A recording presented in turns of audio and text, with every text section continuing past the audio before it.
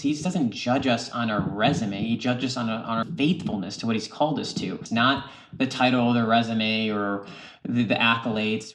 I am very ambitious. I want to have a very successful business. Business should uplift people before profits. But I believe when you do that, you're going to have success and you will be profitable. And as a company, we are profitable. We want to be profitable, but that's not the ultimate goal. God has given people talents, but he also requires much of what he's given. And if you have breath in your lungs, you have a talent to use for the Lord, and really to see your vocation as your ministry in some capacity. And this is where like faith comes in. A lot of times we might not see like how God is using our work because we can like write it off as not important, or it's not, directly impacting like some mission or something directly with the church. It's secular, but all of that is meant to be used for God's glory.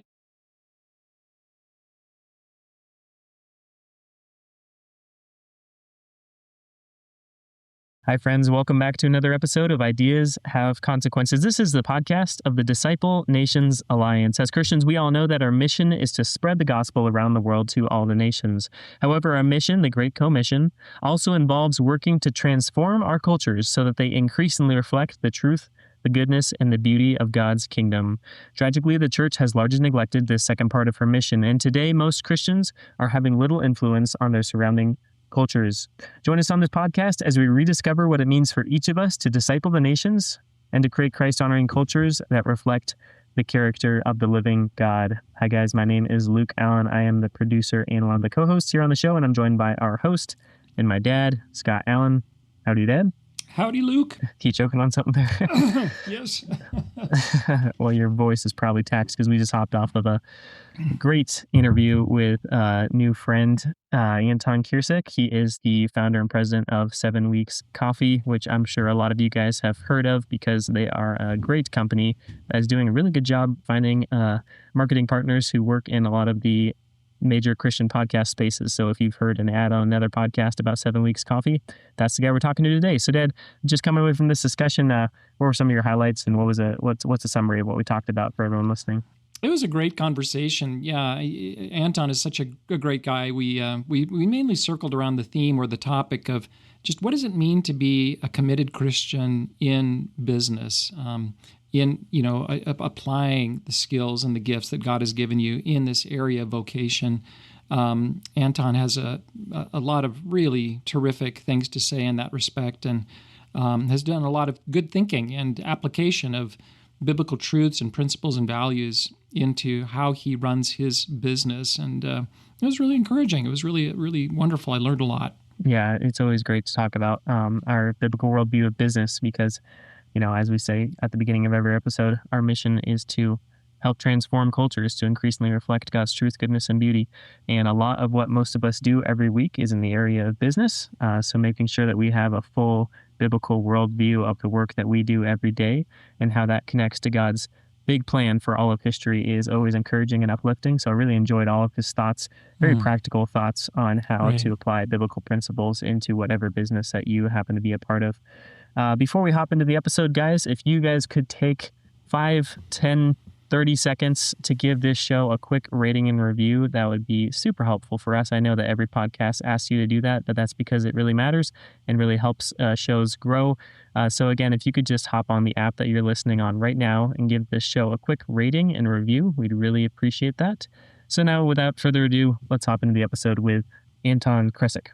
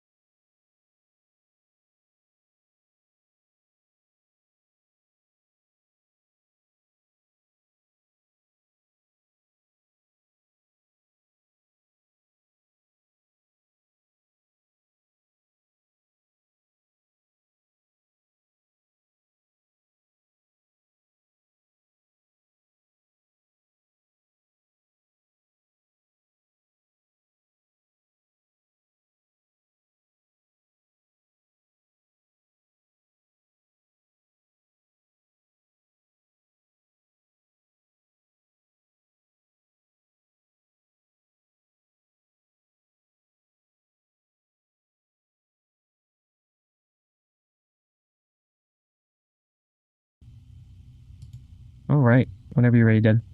Okay. Well, we're thrilled today to have with us Anton Krecic. Did I say that correct, Anton? I should have checked earlier. Yeah. Krecic. Excuse me. Anton Krecic. What is that name, Anton? Where's that from?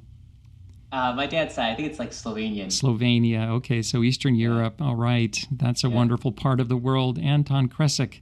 Anton is the founder and the CEO of a fantastic company we're going to talk about today, 7 Weeks Coffee, a fast-growing, values-driven coffee company that combines direct trade specialty coffee with pro-life advocacy. It was founded in 2021. 7 Weeks Coffee donates a portion of every sale to pregnancy resource centers across the United States. And to date, it's contributed more than $1 million to over 1,000 organizations in all 50 states. Wow, that's fantastic. Under Anton's leadership, the company was recognized on Inc. magazine's 2026 regional list after reporting rapid growth. Anton's originally from Ohio, but he has previously worked in political fundraising before launching the company, and he now speaks nationally on faith-driven entrepreneurship, the sanctity of life, and building businesses rooted in conviction. And Anton, it's great to have you. So thanks so much for taking time to be with us and just share a little bit about yourself and your vision, your ministry. Scott, it's a pleasure to be here. Thank you for having me on. It's a thrill. I would really like to, Anton, we're going to drill down today on a couple of these items. I just was reading from your bio, the idea of faith-driven entrepreneurship in particular, and building businesses rooted in conviction, just kind of the whole theme of how we as followers of Christ should think about our work, our vocation, the kind of things we do Monday to Friday, the work that God's called us to. And I'm sure you've got a lot of great wisdom. But before we jump into that, tell us a little bit more about yourself just how you began, a little bit of the genesis of the vision of the coffee company, 7 Weeks Coffee.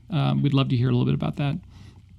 Yeah, happy to share. It's funny how God works throughout your life, and you look back, you can see how He connects so many different things, but in the moment you don't realize it. And for me, it was all the way back in 2019 when I graduated college, and I felt like I was starting life at zero. And what I mean by that was I didn't know what I wanted to do for a career.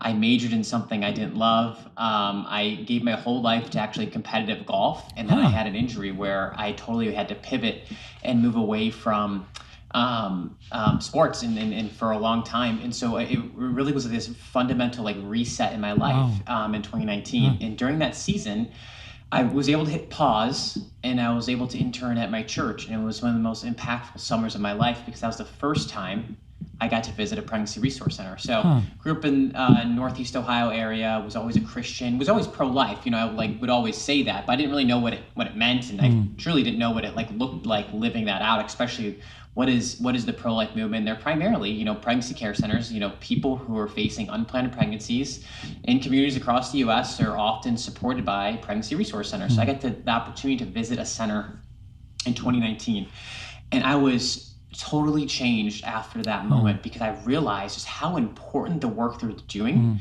and how little funding they receive and attention they get, and they're often on shoestring budgets, relying on volunteers. They barely can pay staff, and they're doing the most important ministry work, which is protecting the unborn and supporting vulnerable moms who are facing unplanned pregnancy, caring for the most vulnerable in our communities. And that was not when I had the idea for 7 Weeks Coffee, when I knew that the pro-life movement was something I wanted to be involved in. I just didn't know how that was going to be.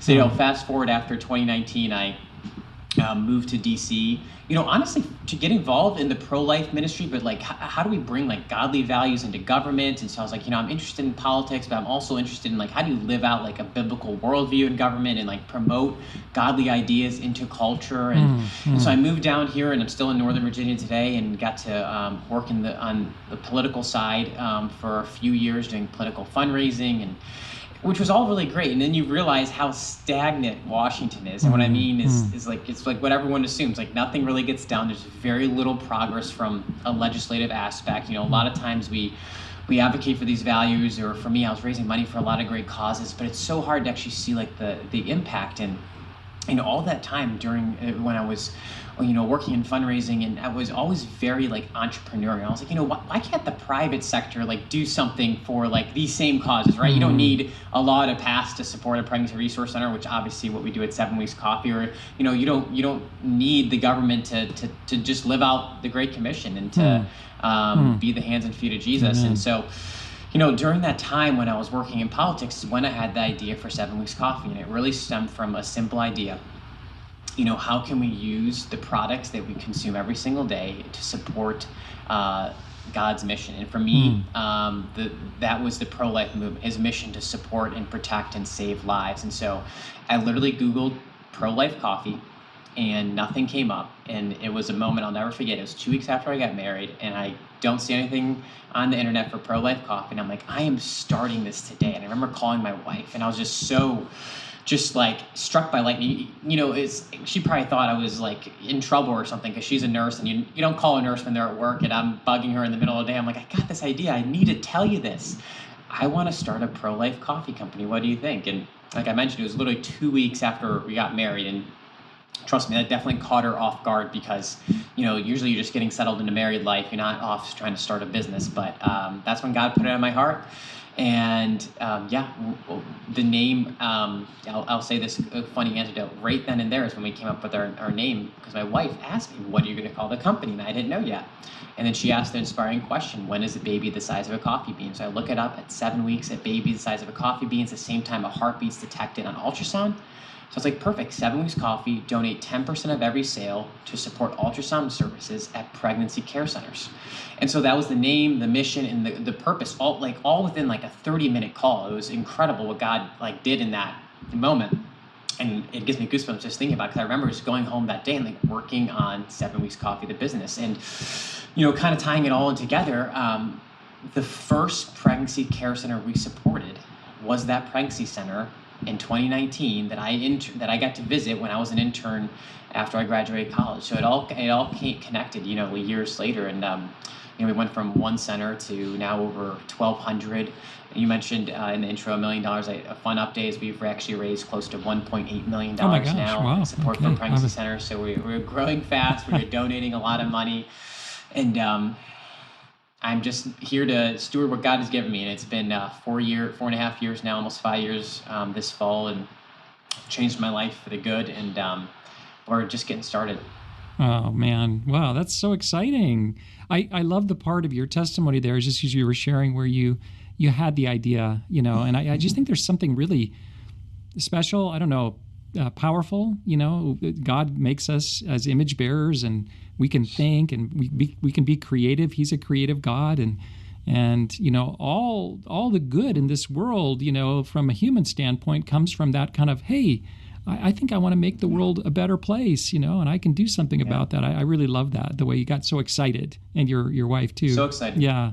Oh, that's. And I will mention, this is sorry. Go ahead. I would love to share this with your audience.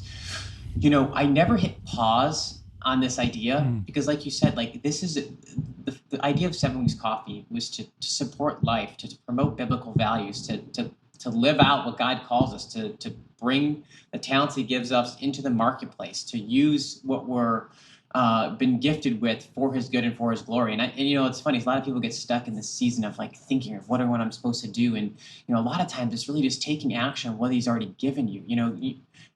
Serving the Lord is nothing you never have to hit pause when something you're going to do is going to serve the Lord. And that's one of the biggest takeaways I always like to share, especially if you have an audience that's curious about careers or callings, is get going with what He's already called you with. So many times we're waiting when it's time to be doing. Yeah. I love that message. A lot of times we're praying, God, show me your will, and I'm sure He's sitting up there thinking, I've already showed you a lot of my will. You're looking for something real specific, but 90% of my will has already been really clearly, given to you.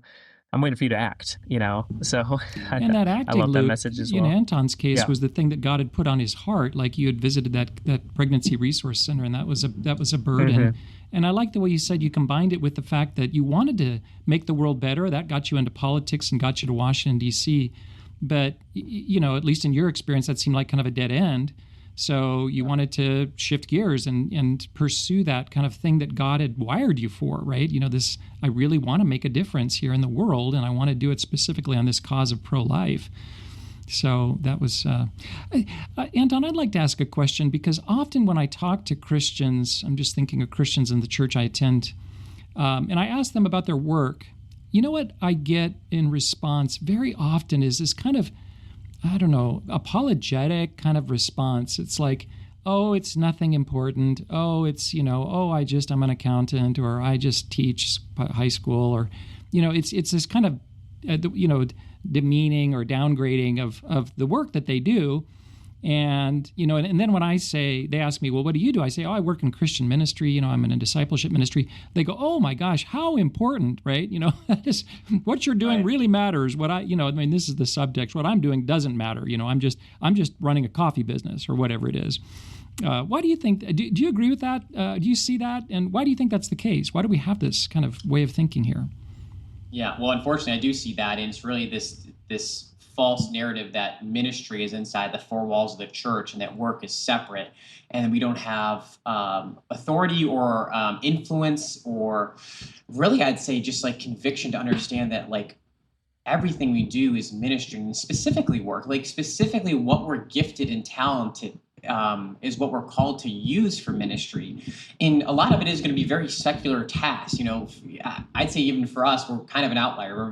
We're pro-life by nature, we're Christian by nature. And, some businesses or things you'll do won't be necessarily like that explicit, but it's important to see that as ministries too. One of my favorite passages is Matthew 25, parable of the talents. And you really kind of read that and you understand that God has given people talents, but he also requires much of what he's given. And if you have breath in your lungs, you have a talent to use for the Lord. And also say you're required to use it for the Lord, and really to see your vocation as your ministry in some capacity. And this is where the good faith comes in. A lot of times we might not see like how God is using our work, because we can like write it off as like non-important, or it's not, directly impacting like some mission or something directly with the church. It's secular, but all of that is meant to be used for God's glory. And I'm convinced we have a lack of people who claim to be Christian, which I'm sure they are, but also like who see that calling to like live out in business, live out in their work. And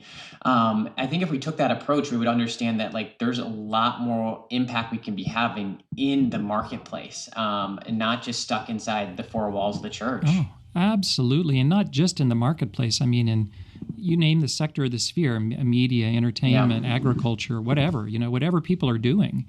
Os Guinness has this great phrase, or, kind of saying that it really stuck with me. He said, God has his people where he wants them. In other words, they're everywhere. They're in the school and in the home and in the business and everywhere.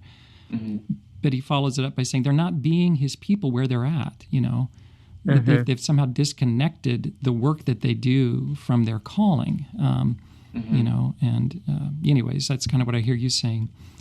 Well, just a quick kind of side question. Why coffee? I'm just kind of curious on that. Like, how did you say, I'm going to start a coffee company to raise? Yeah.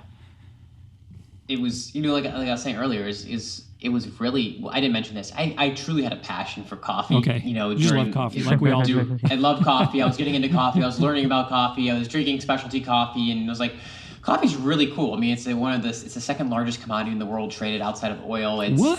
Really? An amazing. Is that right? Yeah. Whoa. Yeah. And so it's funny. People run crazy. People run on, oil and gas to transport them around, and they run on coffee to get them going around too. Hey, you're so speaking to a couple of Oregonians, by the way. I just need to remind you. There you go. So you guys know what I'm talking about. That's a big coffee culture. And, so it was like a personal passion. Like I said, I Googled pro-life coffee and nothing came up. I was like, how is there no one like doing this? Like, this is an incredible, tool, coffee, to really advocate for a mission and product that, that I deeply care about, which is the pro-life issue. And so that's kind of how it all got connected. There was definitely a market opportunity for it, and I had a huge passion for it. And so for us, it was really, we didn't want to just like slap pro-life on a generic bag of coffee. You can buy cheap coffee from, toll roasters and get like some type of generic private label. We really wanted to have an excellent product. And so success for us is excellence in mission and excellence in product. Like, I really think as Christians, we have to understand, especially if you want to get into business, is that we are called to lead the way in our ideas, in our services, in our products we create. It's not about just creating a cheaper, less exciting version that just has Christian attached. It's about creating a product or service that on its own is fundamentally better. And so what we're doing on the coffee side, we're really doing that.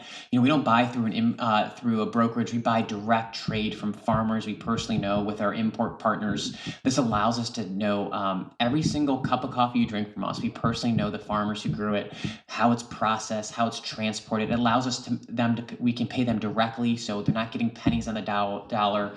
They're receiving up to 3 times fair trade. It's supporting their local economy, and I love talking about this. That every bag of coffee you drink from 7 Weeks Coffee is directly supporting farmers across the globe and what they're doing they have a coffee, so from their coffee business to supporting their local. I was in the Dominican Republic, and all the impact the coffee farm has there on the community is amazing. Like, employs hundreds of people, and that's not just us buying it. There's a lot of people buying the coffee, but you could see the direct impact, and that's a huge thing we do. So from how we source it to the quality being specialty grade, making sure it's all organically farmed, meaning no pesticides or harsh chemicals on it. It's all clean, natural. We also third-party lab test to ensure it's mold-free. So we want to, on a product level, be the best there is.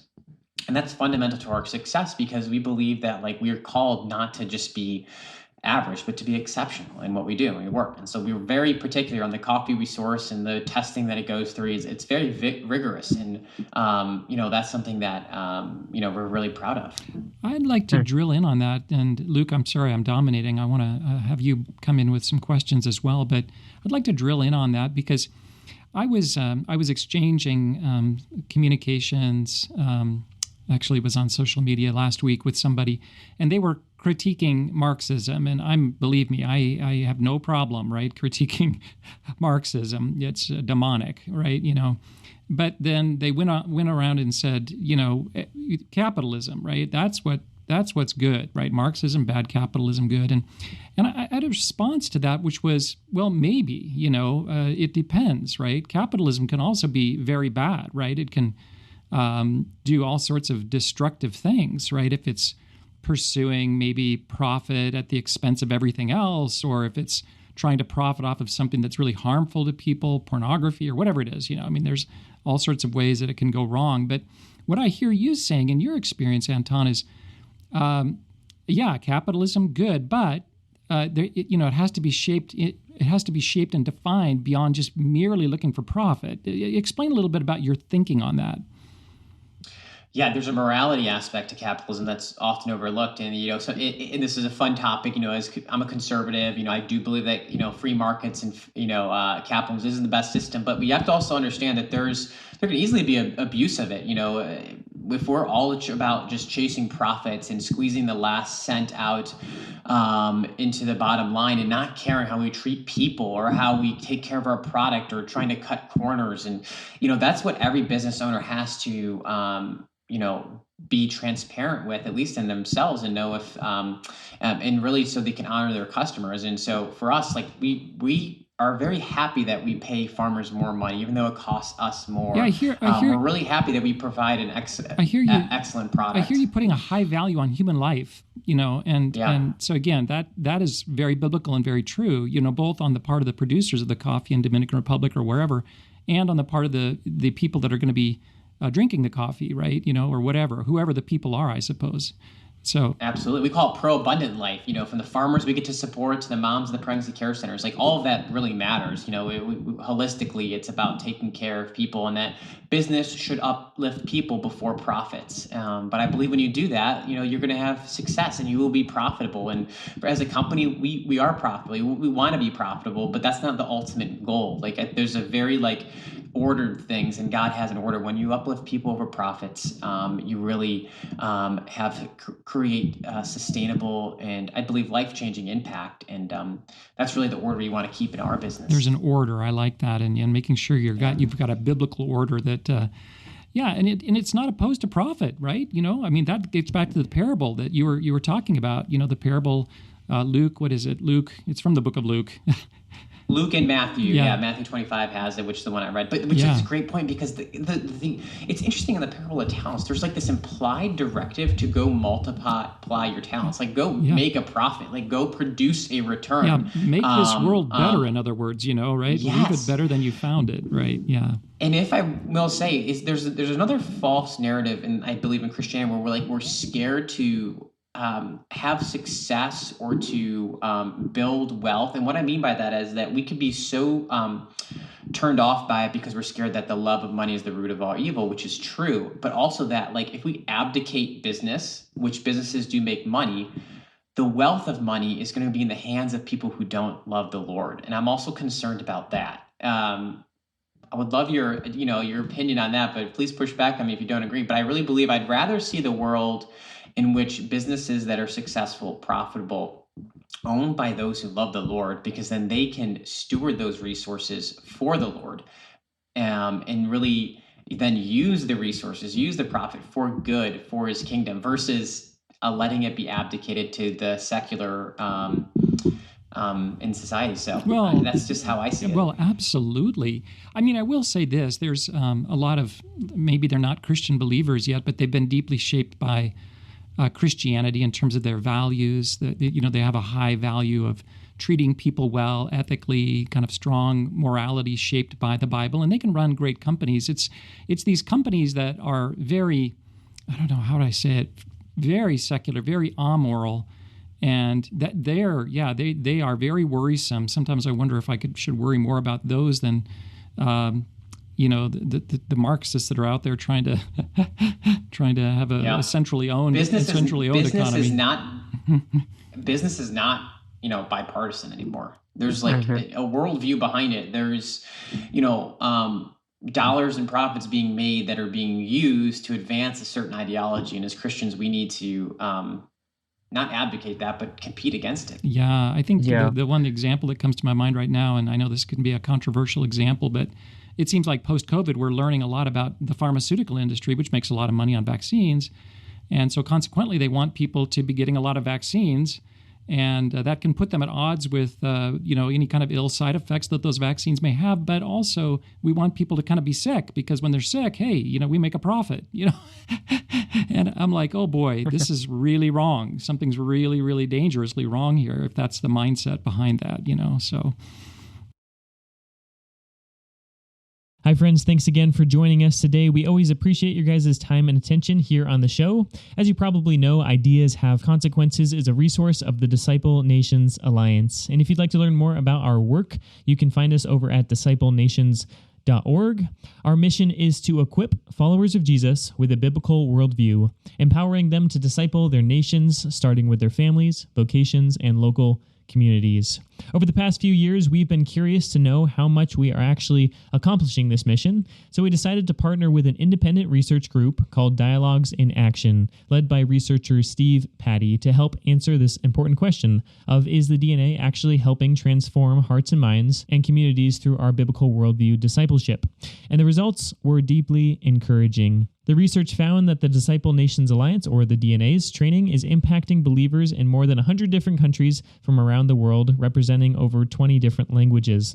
Participants reported a 4.33 out of 5 overall impact score, with nearly 84% of them falling into the highest impact range. And again, these are people that the DNA has actively discipled over the years through our resources and our gatherings. And even more encouraging to us, 93% of these people said that they are experiencing greater freedom in their walk with Christ after taking our trainings. I can personally attest to that as well.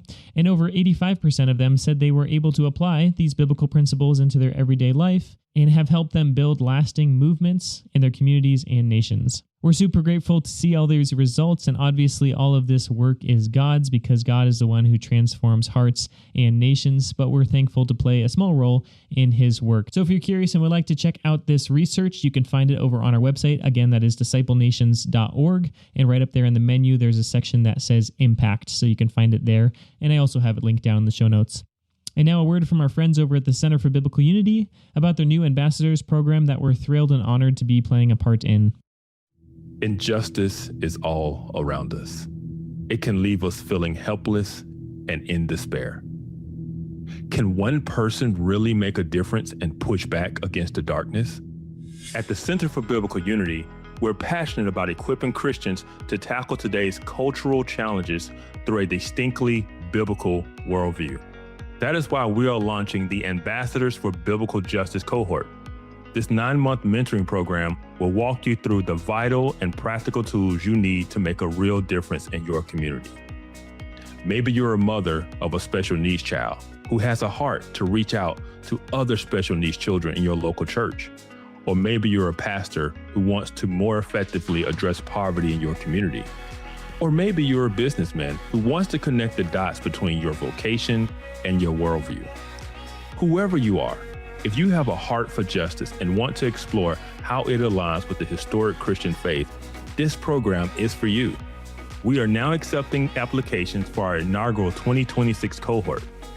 You will be mentored by seasoned Christian leaders who will help you apply biblical principles to real-world issues of justice, poverty, and cultural renewal. For more information, please visit centerforbiblicalunity.com/ambassador. Come be a part of our effort to change the world one life at a time.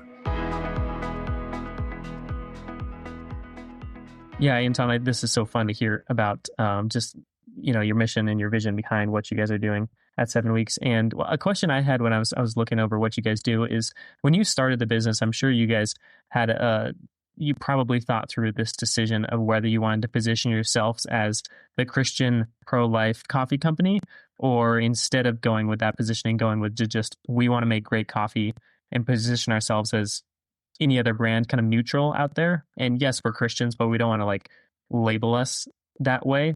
Could you walk us through that decision? And obviously, you guys definitely are leaning into making just great coffee. I can attest to that; it's delicious. But you also kind of leaned into this alternative market, kind of position yourself, obviously, for the pro-life Christians out there, and sought them out as your audience. Just again, would you mind walking us through why you chose that?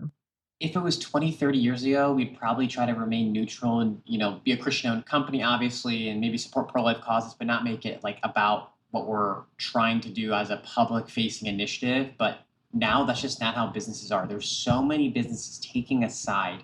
And so we were definitely part of this, parallel economy where it's if there's this big movement to support biblical and, just a Christ-less worldview, we want to do the opposite. We want to be clear where we stand. We want to be clear of the initiatives we support. And that for us was really owning and taking charge of saying we are a pro-life coffee company and being, very outspoken about that. And we're proudly doing that. We will continue to do that. And I believe, the overwhelming support has been people love the concept because they just haven't had the option to, do something that they love doing every morning, which is drinking coffee and supporting a cause that's so near and dear to their heart. There's literally millions of pro-life Americans, tens of millions, that desperately care for the unborn.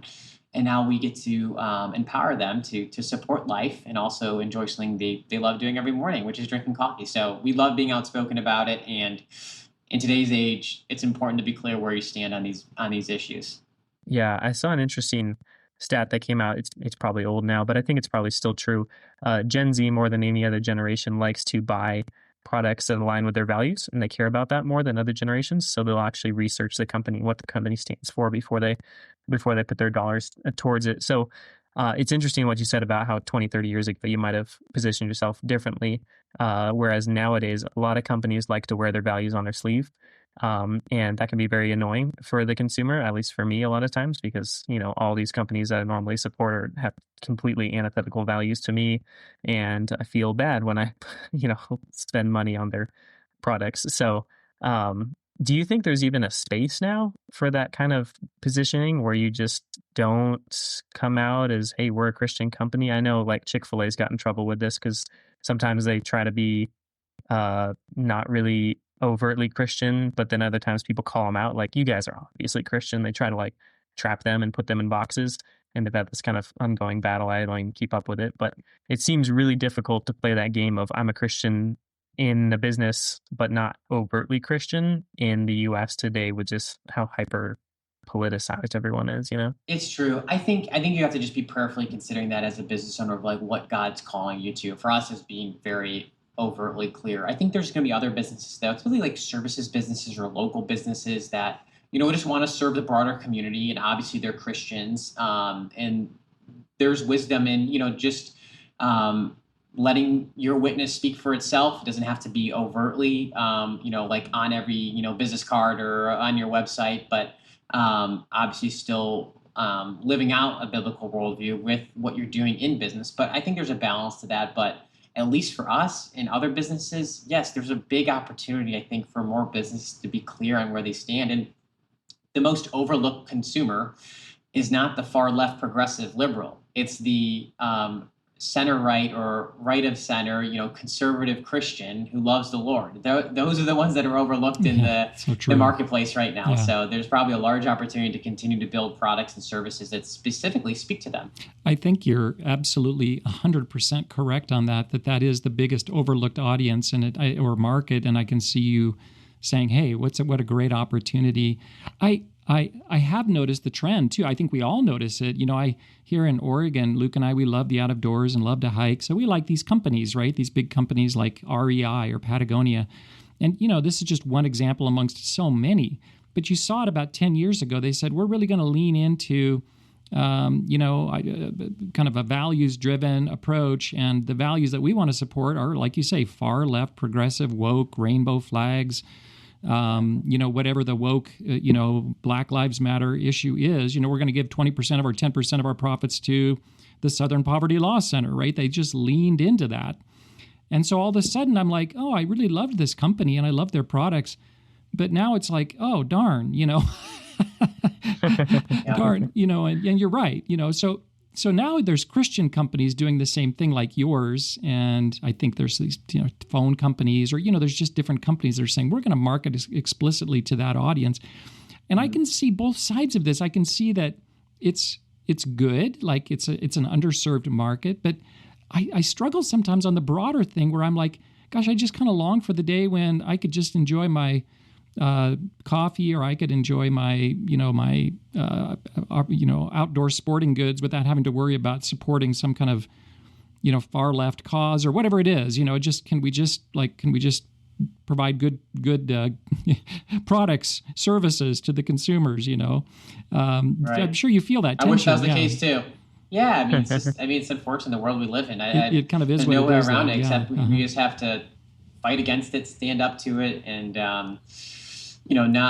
not close our eyes to what's going on, which is there's this like political ideology being forced down consumers, and we need alternatives for it for sure. But do you think that the alternative or the solution is to have businesses like yours that are marketing exclusively to the opposite group, right? Let's say conservative Christians. Yeah, I see what you're saying. I think it's both. No, I don't think it's like that's the only alternative. I think Christians should see their job in, secular America or, very corporate culture. That's their job to promote godly values and to just at least to try to tamper against what's going on and to be a buffer. And I'm sure there's a lot of opportunity to just build companies where it's just about the product or service. And as Christians, you're welcome to use the dollars you make from that to support, your personal belief, but it doesn't have to be a public belief. I think that's totally fine too.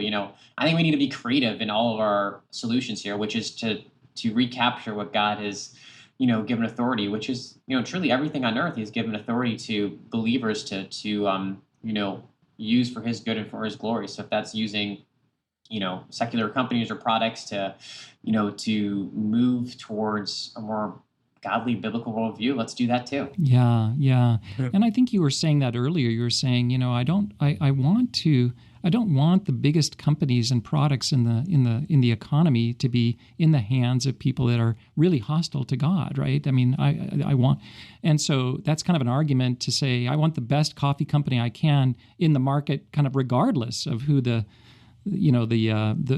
person who's purchasing or consuming the product is.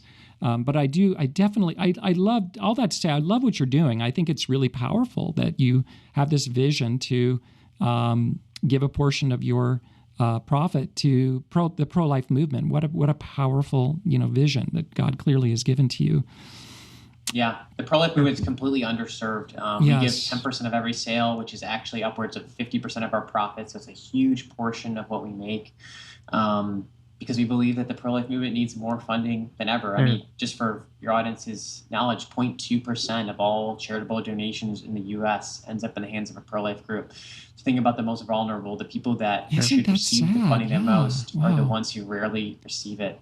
And so, I mean, it's a staggering statistic. And I'm just, this last week, the whole situation with the Southern Poverty Law Center, that nonprofit, kind of blew up in the news. And you saw just how much money they're able to raise, like millions of dollars from some of the largest corporations, right? Whether it's Google or, Microsoft or whoever, they're getting all of this money. But here on the good guys' side, they're struggling, like you say. So, anyways, good for you. Yeah. Good for you for your vision there. I want to, Anton, I'd like to circle back, and you talked about the difference that it makes for you as a Christian working within the framework of a biblical worldview, biblical morality, a biblical view of the good and the true and the beautiful. For your business, you talk about, profit's important, but it can't be the only thing that's important, or maybe not even the most important thing. There's other things that are important, and you mentioned specifically our value for a human life, whether the human person is the producer, consumer, employee. What other values like that are really important for you? What kind of rises to the surface as a Christian who is leading a very successful business? Yeah, I mean, the other one, just going back to the product, like excellence in product is a huge commitment. Like, the idea that whatever we put forth has to be our best. Where do you get that really from? Care about that. Where do you get that from Scripture? Like, is there a passage or something that kind of really drives you to that one? I would just say it's like this overall conviction I have is that if we're called to like represent the Lord, we should do that to the best of our ability. I'm blanking the Proverbs of the chapter verse, but commit all that you do. Yeah, in whatever you do, do it all for the glory of God. Yes. Yeah, that's this idea that like everything we're doing is to represent the Lord. And I've seen so many people with big hearts and very undisciplined manners of execution. Those ideas, like a big heart's not going to get it done just because like you have a heart for the cause or the mission or the product. Like there's a real world hurdle you have to get over, which is you need to be the best. Absolutely. And, strive for that and hold yourself to a high standard. I love that. Excellence. We need A players. Yeah. And I think that comes just from, partly it just comes from an observation of God's work, right? And just the excellence in his work, this perfection and beauty and incredible intricacy. And it's like, wow, if I'm made in his image, I've got to kind of model something off of that, off of his creation. So, and I love that. Go ahead, Luke. Yeah. Yeah, I was just thinking, Anton, when you were first describing that day when you had the whole vision for this company, and the name that kept coming to mind is Bezalel. We like talking about Bezalel around here. We're big fans of Bezalel. And he gets a short reference in the Old Testament, but he's the guy that actually designed most of the interior of the temple. So he was like a graphic designer, carpenter, craftsman. And his description is he worked with excellence at everything he did. He was a true artist in what he did. And for that reason, he's one of the few people in the Old Testament that God specifically gives the Holy Spirit to, and he fills him with the Holy Spirit to go and be an artist in the temple and work with excellence. And it sounded like something similar with you, where you had this day where it just clicked in your mind, like, I want to do this business, and then everything seemed to line up. And it's like, that's probably the Holy Spirit working there. Like he was really clearly behind what you guys are doing right there from the get-go. So the name Bezalel came to mind, and someone who worked with excellence first and foremost. Anton, you seem like a young guy. I'm guessing we're probably the same age, but you're clearly killing it. What do you, when it comes to like Christians and ambition, sometimes people have a little bit of a hard time with that. It's kind of like Christians and making money, it's, should we do that? Should we not? Is it okay? You're ambitious. Where do you see that in Scripture?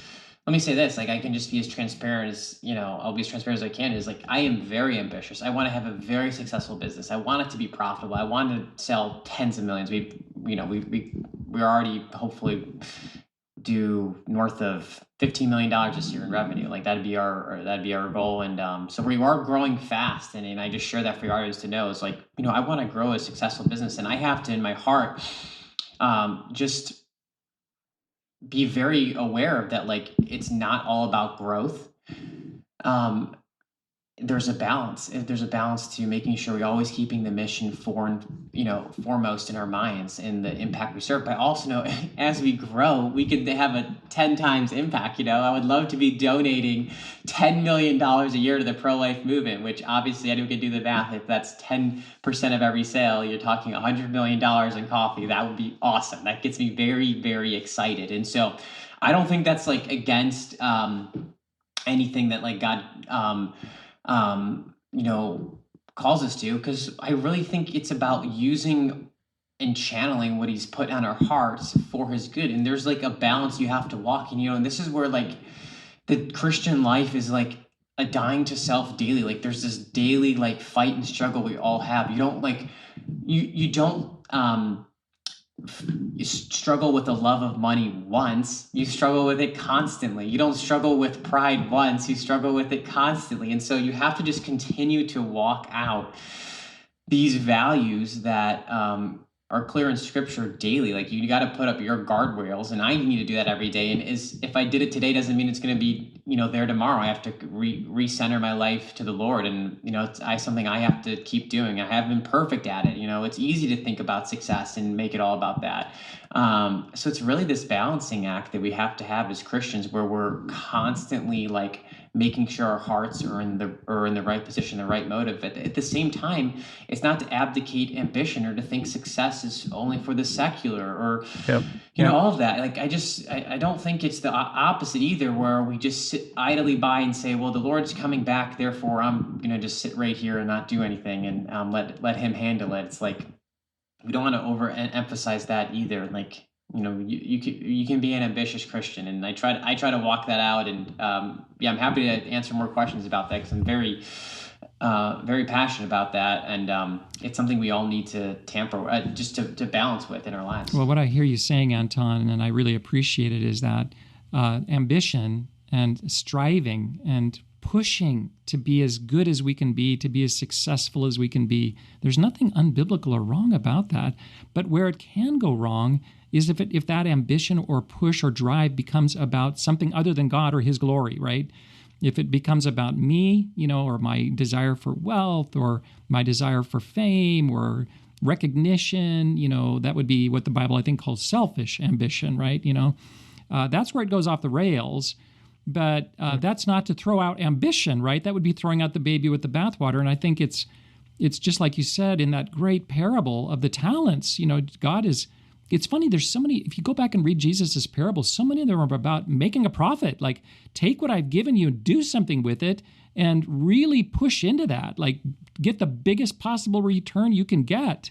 It's a call to strive, to work hard, to be ambitious, but for God's glory, for his purposes, right? Am I catching you correct on that?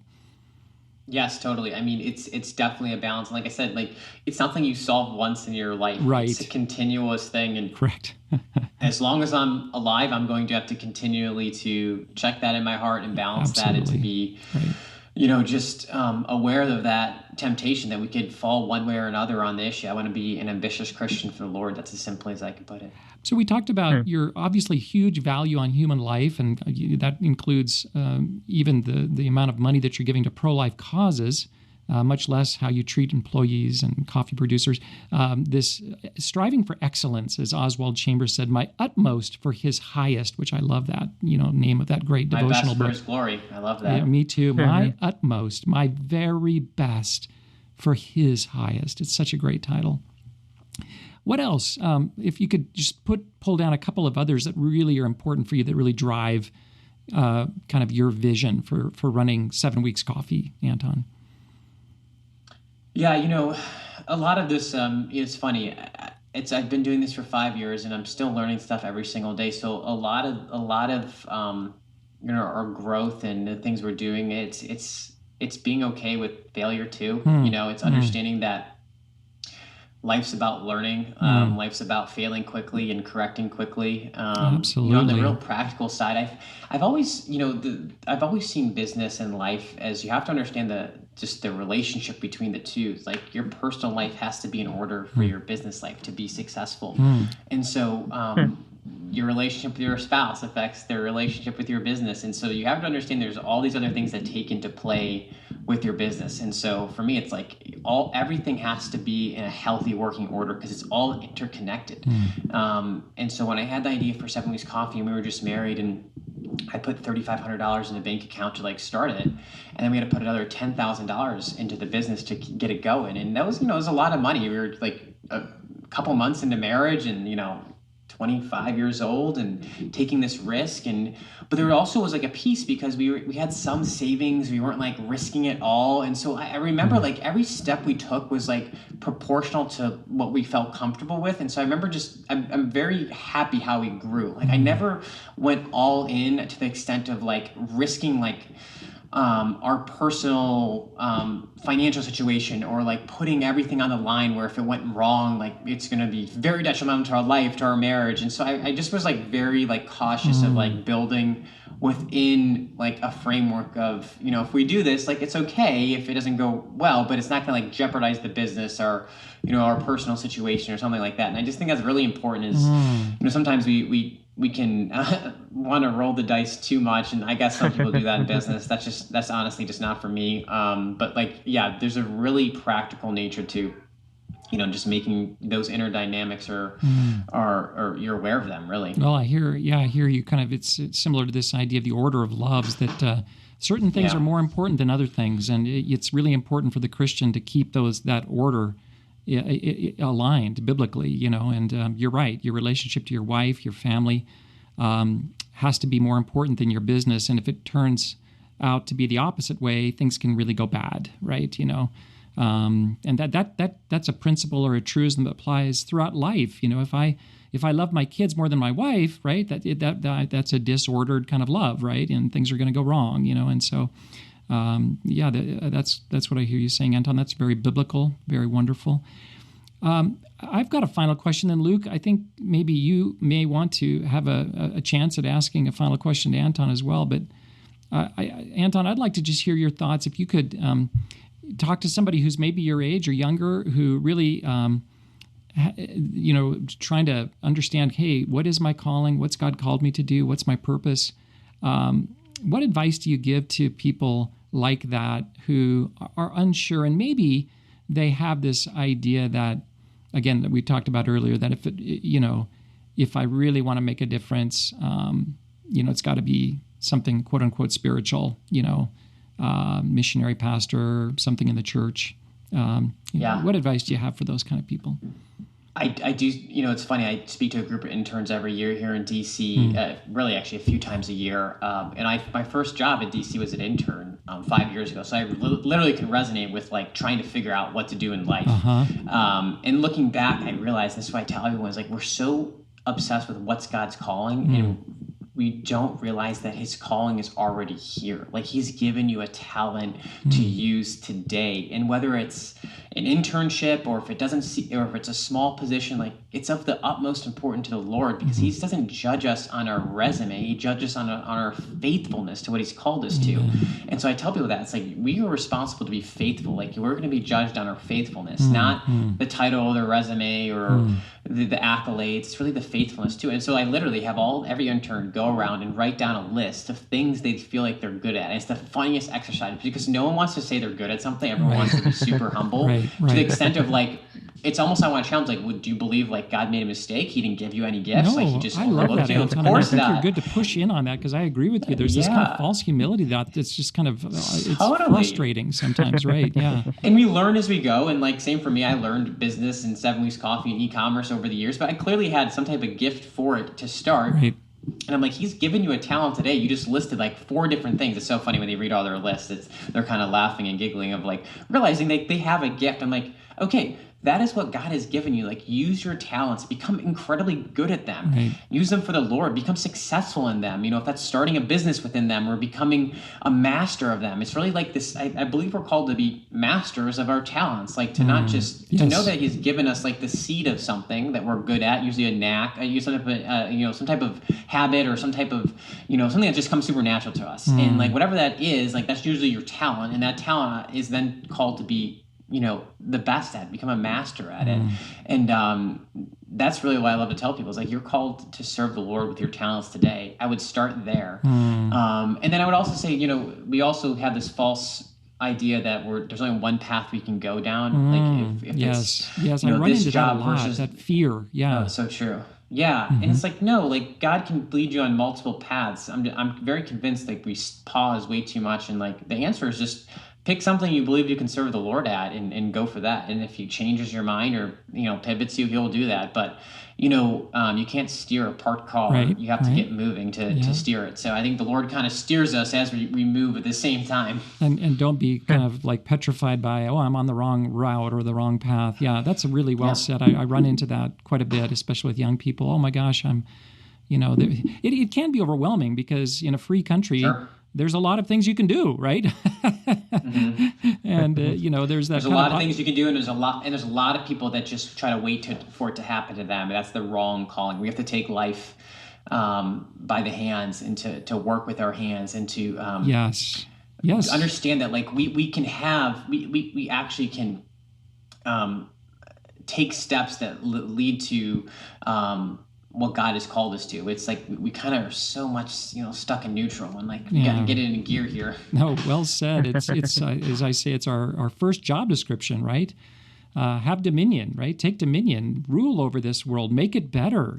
Take coffee beans and make a coffee company and do something good in the world, right? That's the first job description that God gives us. So, Luke, I'll let you have the final question as we wrap up with Anton. Oh, that was a great answer to the last question. I'm still resonating with that. That was great. I just got an eye on the clock here. We probably should wrap it up. But Anton, I just really appreciate you and your time today and everything you guys are doing over at 7 Weeks Coffee. I think it's an awesome mission, awesome business. Seems like you guys are really doing great. I hope to continue to hear great reports from you guys. I'm still kind of stuck on that stat. What did you say? It was 0.2% of all charitable giving in the U.S. is towards pro-life movement. Yeah, that's correct. Ministries. Yeah, 0.2% of all charitable that is really giving each year. eye-opening. Yeah. Mm-hmm. That's hard to hear, especially when we were just talking about ordered loves.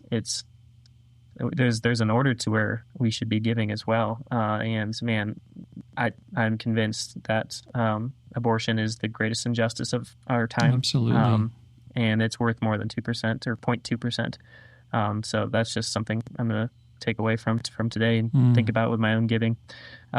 But yeah, again, just thank you so much for your time. Really appreciate this conversation. Anton, how do people, they're hearing about you and your coffee company, 7 Weeks Coffee, and they say, hey, I want to buy some 7 Weeks Coffee. How do they do that? Yeah, it's online, 7weekscoffee.com. We'll ship anywhere in the United States. Also, if you're a church or know a church that's a coffee shop, we're starting to work with a lot more of like church coffee shops. We believe that they could have a pro-life mission as well with their coffee. So all right, well, 7 Weeks Coffee, there you go. To all of our listeners, go to 7weekscoffee.com and buy some coffee. That's what I want you to do today. Go buy some coffee, try it out. I think I'll do that myself. So, Anton, thanks so much. It's been just a joy. I just so appreciate your spirit and your vision and just your love for these really, really great values that you talked about, biblical values of elevating, people and striving and biblical ambition to honor God and really serve and make the world better. Keep up the great work. Just keep it up. God bless you. Thank you, guys. Appreciate you having me on. It's our pleasure.